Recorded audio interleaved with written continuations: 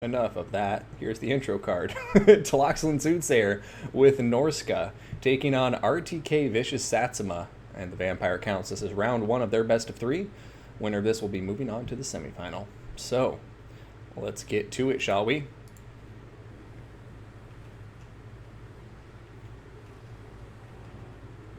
Alright, for the Vampire Counts brought by Vicioussatsuma. I'm going to see some zombies here. 1, 2, 3, 4, 5 of them by the looks of it. Got Sternsman Graveguard, Skeleton Spearmen, and is there any other infantry besides that? I might be crazy, but it looks like not. So, aside from that very cheap front line, we are going to have Blood Knights on the right flank, Blood Knights on the left flank. So a lot of Blood Knights here. I love that pick into this matchup. Going to have Crypt Whores, looks like 3 of them. Their mass should prove to be quite useful, but if there's a lot of Skin Wolves, they should shred through these Crypt Whores. For the backline support, we have a Mortis Engine here.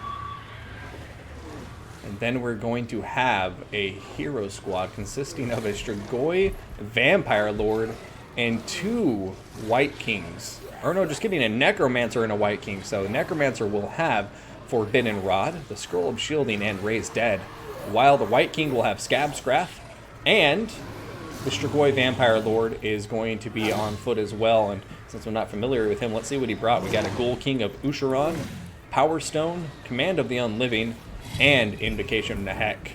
Now for Norska, a much smaller army by the troop count here at 477. We're going to have Marauder Horsemasters. We're going to have Marauders up front. We're going to have 3 Marauder Berserkers. We got ourselves some Femur Warriors with great weapons.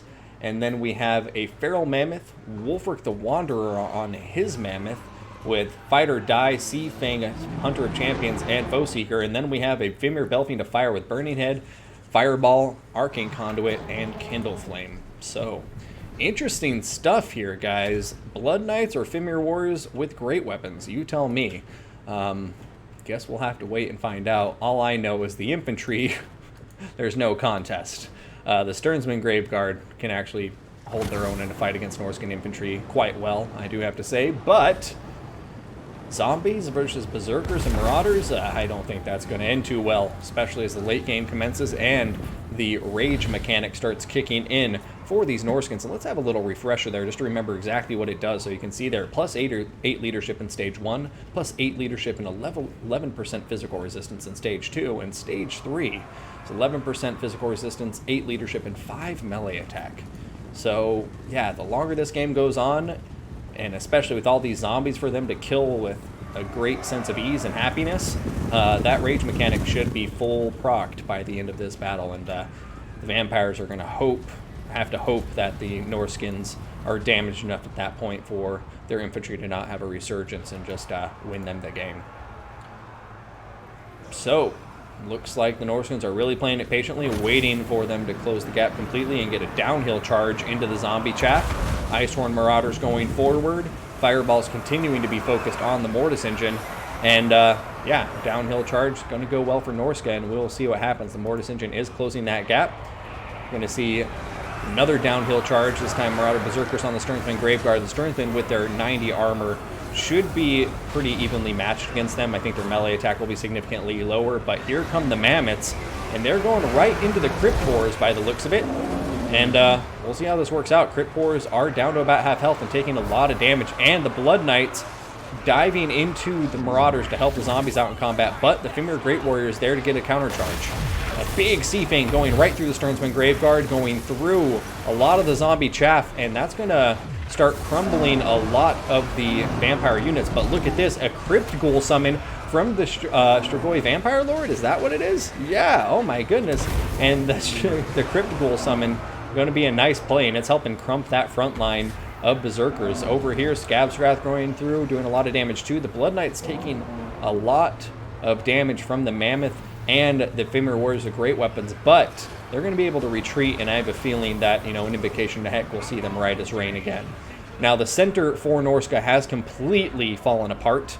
The vampires are flooding into it. That may not be the worst thing in the world for the Norskins, considering they don't really have a front line to speak of, but at this point, they got to be very, very careful. If this mammoth gets surrounded and killed off by blood knights and this blob of vampires, that's going to be a huge loss. I mean, he does have the burning head in the back pocket, which I imagine he's going to be trying to lean on to help deal with a lot of this vampire count infantry.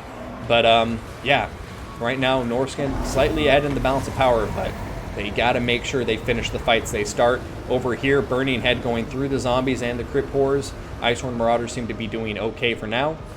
And the Fimir Belfiend and these guys are just sitting back. Normally I might, criticize not getting into combat and stuff, but I have to say, and having these guys kind of just like off in reserve is probably not the worst idea. Fireball going in, hitting a crypt horror instead of its intended target, the Mortis Engine. Fimir Warriors are great weapons. Just supporting the infantry here, I like this play. The Blood Knights need to get aggressive, need to figure out what they're trying to do. Another Sea Fang is going to come through here, and oh my god, do so much damage. Wulfric here is sitting on 114 kills and counting. That Feral Mammoth, though, is not looking good. It is rampaging. Mortis Engine could be going down for the count soon here, though, as... oh, it did go down for the count.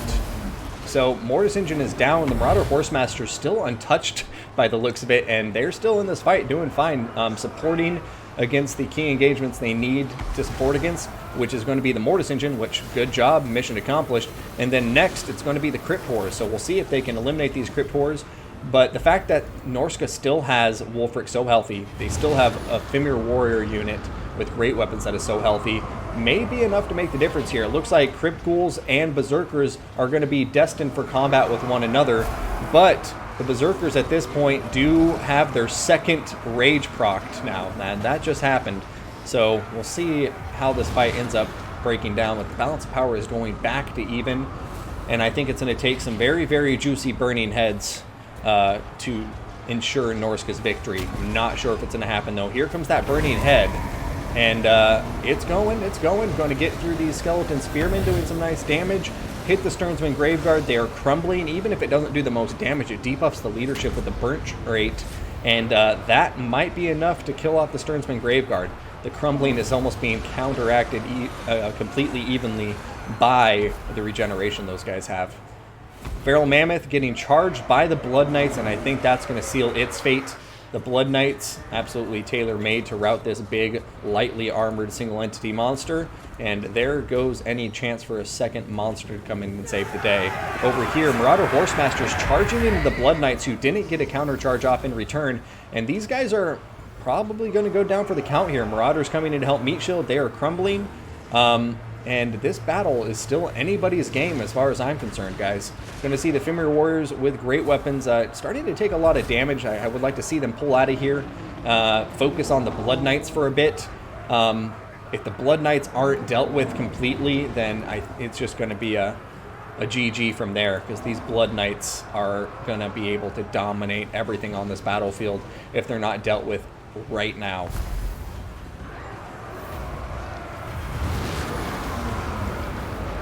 Blood Knights are coming in, charging downhill into Wulfric the Wanderer. And Wulfric still has a lot of HP left. 4,000 HP is still a lot to chew through. But it's all going to come down to if the Fimir Warriors are great weapons and Wulfric can kill the Blood Knights. I think if they do, they have this game in the bag, because it's a lot of infantry units, which Wulfric won't really have to worry about too much. He has the mass, he has the big HP pull, the bonus versus infantry. Whereas the Blood Knights, I think, are going to be the single most threatening thing that Norska has to worry about. But who knows? With more summons, more heals, vampire counts might just, tank their way to victory right now. Blood Knights getting to a critical binding. Balance of power going back to dead even, though. And yeah, the Marauder Horsemen MVPs, I have to say, they were able to seal the fate of so many key units, like the Mortis Engine, and even in the late game, they're just good enough to take on these Blood Knights and, cause significant damage and pin them in place, allowing Wulfric and other units to come in and finish them off with the big heavy hits. Scabscrath going down, going to do some nice damage, but unfortunately not a lot of infantry left for it to target, and infantry is where it shines. And it looks like the Blood Knights are crumbling. Will they go down for the count, ladies and gentlemen? Oh my god. I feel like every time Norska and the vampire counts play, against each other, it comes down to the wire like this. Blood Knights down to one model, and it is crumbling. A fireball going in, hitting the Strigoi Ghoul Lord. The Strigoi Vampire Lord, I apologize.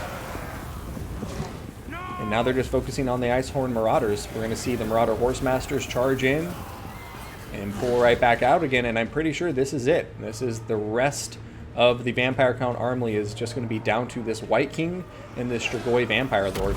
Other than that, they are out of units. A Hunter of Champions has gone down on top of the Strigoi Vampire Lord, and Wulfric is coming in for a hit. Looks like he's had trouble connecting so far, not getting much damage done. There was a big hit, though, and that is also taking a big hit to the leadership of the Strigoi Lord, and it looks like Tlaxtlan Soothsayer will pull this back in a very close first round against Vicioussatsuma.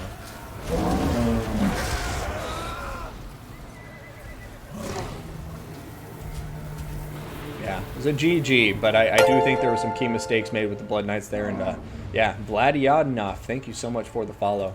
But expertly played by both players. I mean, Soothsayer just really, I thought he was losing it there in the mid-game with Wulfric taking so much damage and just his army in tatters. But he was able to play it smart, kept some of those Fimir Warriors with great weapons in reserve most of the battle.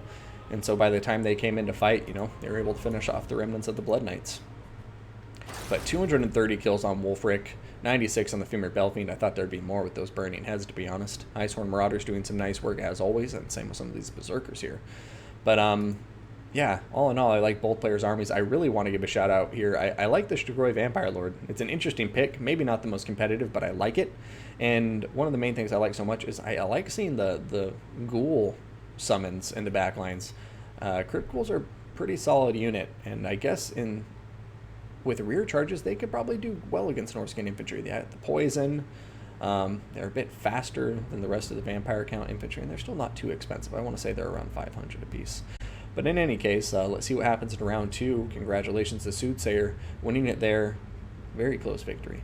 Let's go ahead, throw up that intro card. And here we are. Tlaxtlan Soothsayer with Bretonnia, taking on RTK Vicioussatsuma with the green skins. This is round 2 and match point for Tlaxtlan Soothsayer. If he wins this, he's moving on to the semifinal. And if he loses it, then he'll be fighting a round 3 against Vicioussatsuma here. We have Germany and the UK represented respectively between these two players. Now for the Bretonians, we're going to see Peasant Mob. Looks like 2 of them. I'm going to see 3 Spearmen at Arms. And then it looks like we're going to be seeing a 4th one in the back line as well. Going to have 3 Peasant Bowmen. Looks like 2 of them with pox arrows, 1 of them without pox arrows. And then for the cavalry, looks like we have a couple Knights Errant, Knights of the Realm. It looks like we will have 4 of them. And then 2 Questing Knights, but one of those Questing Knights will be the Regiment of Renown, Companions of Canal. Moving on from that, we got to get to our hero squad here. And just to make sure we see everything, looking around, yeah. So it looks like we're going to have a Damsel of Beast, going to be bringing the transformation of Kadan, nothing else, putting her on foot, makes sense, keep her as cheap as possible. Then we have the Fey Enchantress. The Fey Enchantress will be bringing Favor of the Fey, Arcane Conduit, Earthblood, along with Mist of the Lady and Life Bloom. Show me the beasts. For his opponent in red, we got RTK Vicioussatsuma. We're going to be seeing Orc Boys making up the front line here. Looks like 4 of them. We're going to have 3 Stone Trolls. Got 4 Goblin Spider Riders out front, be the skirmish force. In the back lines, we're going to have Goblins. And then a Night Goblin being the 8-peak Loonies with their Unbreakable trait holding down the center there. Boost up that leadership.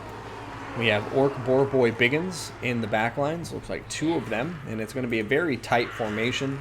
Greenskins just looking like they're trying to win big ball engagements. They are going to be bringing some immune to psychology here in the form of a Black Orc Big Boss who is bringing Rabble Rouse. Is that it? Yes, I remembered for once. We have a River Troll Hag. Gonna have Spirit Leech and Mither. And then we have Skarsnik with Fermented Fungi, in spite of the Bad Moon, and here we go. So this is gonna round out our 2 players' armies. And we got a big smashy army on pretty much both sides here. The only range units to speak of are a single Forest Goblin Spider Rider Archer and 3 meager Peasant Bowmen.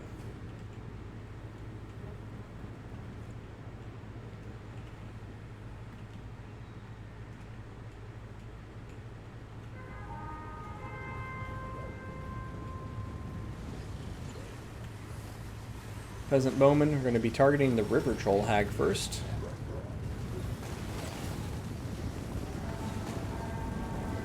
And it looks like some Orc boys. Stone Trolls are getting a bit too far ahead of their allies, in my opinion. It looks like they realize that and are going to start pulling back to the safety of their own lines to maybe countercharge the Companions of Quenelle, who are diving into the River Trolls, or sorry, the Stone Trolls and the Orc boys. Favor of the Fae and Mither both popped on top of it. Got more Questing Knights coming in now, and the Questing Knights are actually doing very well against the Trolls, whose armor piercing, their armor piercing trait is coming in very nicely. And look at that surround! Oh my goodness, it was just one cav, another cav, but now the Greenskins getting some counter charges of their own, but who's going to get the last laugh? It's like putting the hands on the baseball bat, you know, like they just keep stacking more and more stuff into here. But the Manticore is causing terror on top of the Orc boys. We're seeing the Orc Boy Biggins getting routed as well. The Bretonnians have taken a lot of damage. Nice loon going through the bulk of that very dense formation. And the thing is that looks like the Greenskins are having some very key units rout, like the Stone Trolls, and the Bretonnians are just using some of their cavalry to make sure they don't come back.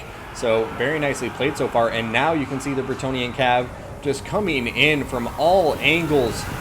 Once again, Soothsayer just demonstrating the power of his cav micro and devastating so much of the Greenskin force at once. Like, holy hell, that is so much cavalry to micromanage, and he is doing it absolutely beautifully. Not blobbing them up on top of each other, continuing to apply pressure from all flanks across the map. And we'll see if he can keep it up here, because it does look like the Greenskins have started to get some good damage down against a lot of the Bretonnian Knights, who are kind of regrouping on the peripheries of the battlefield now. But one other thing that Soothsayer has been successfully doing is keeping his archers online and firing. So far, nothing has been able to stop that Peasant Bowman fire from just pouring into the blob engagement. That constant poison going down and constant damage and leadership debuff from getting attacked in the rear is really taking its toll on the Greenskin forces. And now another Manticore summon is on the field. We have the Fey Enchanter staying in combat right now. More Bretonnian Knights coming into the fight. Looks like some of the Greenskin infantry is breaking right now, but the Stone Trolls have remained firm. And now there goes the Manticore summon diving into combat. We have Peasant Spearmen at Arms coming in from the rear now, and oh my god, look at this loon! Oh, that made me happy. Not the most valuable units to go through, but dang, they still got some value, you know what I mean? Over here, Bretonnia regrouping, looking like they're trying to get some Earth Bloods on top of the blobs here. And the Manticore up in the air, I like that he pulled him out actually, instead of keeping him in there. Most of the time you just kind of say, it's my summon, I gotta just sacrifice it. But the Peasant Bowman coming in to save the day here, and yeah, just this concave formation here. They've just been pouring in fire, and the Empire Cavalry has been protecting them from the Greenskin infantry. And look at the Greenskins begin to rout across the field right now. I do want to say the Greenskin leadership squad is still very much around, healthy in the fight. But if the Bretonnians can use their cav to rout these trolls off the map, then I think we're going to have a GG, and it looks like they're doing just that. Soothsayer bringing in his cavalry. He's going to even charge into these Orc Boy Biggins before they can get involved. And the unfortunate nature of his army is the River Troll Hag, the Black Orc Big Boss, and Skarsnik. None of them are going to be fast enough to catch the cavalry. And so I think Soothsayer, as long as he plays it smart, he's just going to rout off the Stone Trolls and all of the units he's been able to pick off. And then he'll turn his attention to the Infantry Hero Squad, which shouldn't be too difficult for him to kill off when they're isolated from all their big units with mass.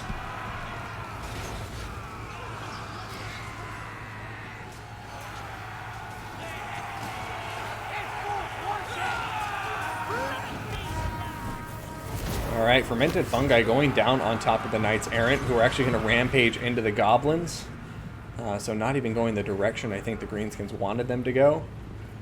But what's going to happen from here? I'm looking around the field. Those Stone Trolls just got shattered. Bretonnians have a good pocket of units here that are coming forward with their archers, who are very low on ammunition, but that's always a good thing. It means they got their value. Spirit Leech hitting these Knights of the Realm who are chasing down the Stone Trolls, but there's Stone Trolls over here who are coming in to try and support by the looks of it. And these Stone Trolls may stop routing at any moment, and that may make it very difficult for the Knights of the Realm, who also just got mithered, and that brings their speed down very, very low. 32 by the looks of it, so they're basically walking alongside their peasant mob. But in come the Bretonnians to dive against the Stone Trolls. It looks like they're going to be able to get in combat with them before the Black Orc Big Boss comes in range, and other units to buff their leadership and isolate it. I do believe they're going to go down rather quickly. Cav play once again on display from Sifos is a sight to behold, but Greenskins still have their Giant River Troll Hack, they still have a Skarsnik, and they still have a Black Orc Big Boss. That's a lot of HP to chew through, and unfortunately for the cavalry, a lot of units that are pretty good in the Cav engagement. But with all the peasant mob, like, just look at how many peasants are still on the field of battle here. 586 versus 82 Greenskins. Stone Trolls over here are routing. These ones are getting routed off the map by the Fey Enchantress and the Knights of the Realm. And the other ones look like they're getting chased by the Damsel. And there goes one unit. Balance of power starting to creep further and further in favor of the Bretonnians now as they continue to rout off these isolated units. Another Fermented Fungi going down. Knights of the Realm this time. Looks like they're going to be taking some significant damage. And they're going to start routing almost immediately after that Fermented Fungi went down.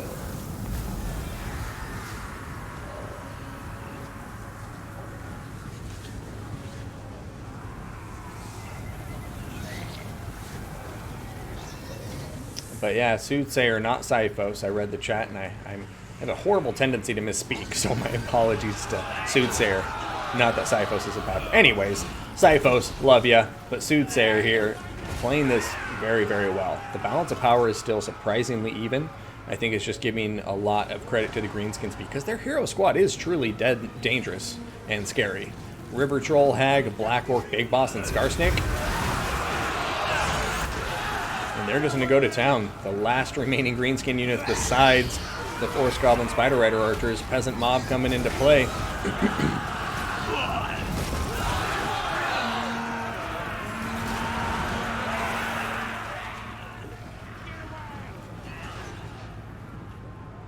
Yeah, Bretonnia across the field of battle. Trying to regroup around these units and possibly surround them, but Spearmen at Arms already taking a lot of damage. The other two units just getting smashed there. And Vicioussatsuma, you know, he's sticking this out. And I think he has faith in his hero squad to win the day, especially if those Spirit Leeches keep coming. Because, oh man, those Knights of the Realm going to be killed off by that last Spirit Leech that hit him.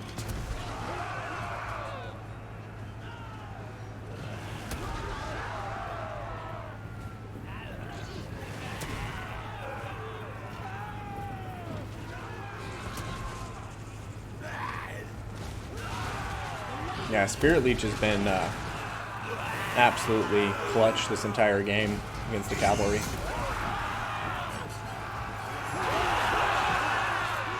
It's time to see if the Greenskins leadership can survive this round. I think they could win. If they were unbreakable, I think they would have this in the bag. But I'm just not convinced that they're not going to chain route.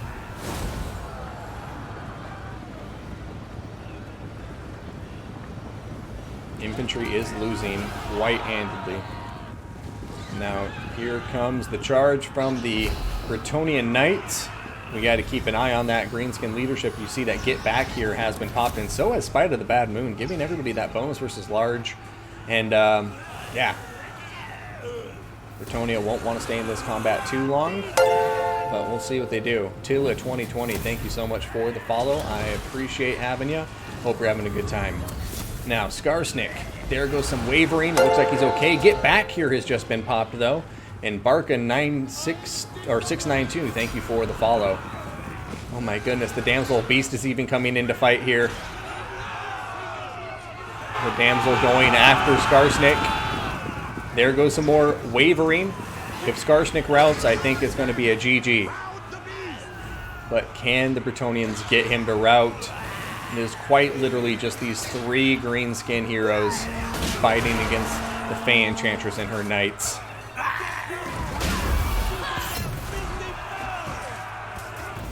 Vicioussatsuma shall withdraw, conceding defeat to Soothsayer. We're going to see a 2-0 victory, and Vicioussatsuma heading down to the loser's bracket. But do not despair, because loser bracket, there's still a chance to come back. Best of luck to him down there. Now let's go watch the second semifinal, which is going to be Falcon taking on Alfredino.